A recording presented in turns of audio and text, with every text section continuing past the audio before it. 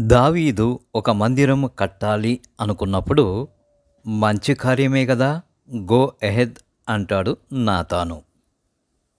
దేవుని చిత్తము తెలుసుకోకుండానే గో ఎహెద్ అంటాడు. ఆ తర్వాత దేవుడు సెలవిచ్చిన మాట ప్రకారం నీవు కాదు నీ కుమారుడు దానిని కడతాడు అని సెలవిస్తాడు. అయినా కానీ అక్కడేమీ దేవుడు నివాసము ఉండడు, నివాస స్థలము కాదు. అది కేవలం ప్రజలు గ్యాదర్ అయ్యే ఒక విశాల ప్రాంగణం మాత్రమే.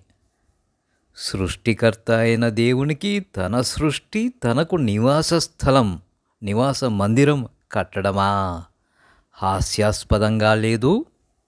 ఇక దేవుడు ఆశీర్వదించిన జనం ఇశ్రాయేలీలు.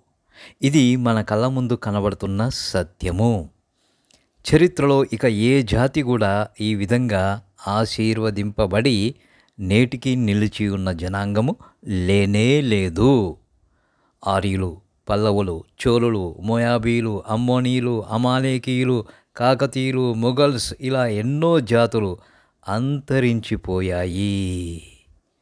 మన దేశంలో కొంతమందిని పట్టుకొని మీరు ఆర్యులు అంటే వారు మేము ఆర్యులము కాదు అంటారు. ప్రపంచ దేశాలు, ప్రపంచ ప్రజలు ఆశ్చర్యంగా చూస్తున్న ఒకే ఒక జనాంగము ఇశ్రాయేలీల జనాంగము. బికాస్ దేవుడు ఆశీర్వదించినప్పుడు అది ఎన్నటికీ ఆశీర్వదింపబడియుండును. మన కళ్ళ ముందు కనబడతా ఉంది.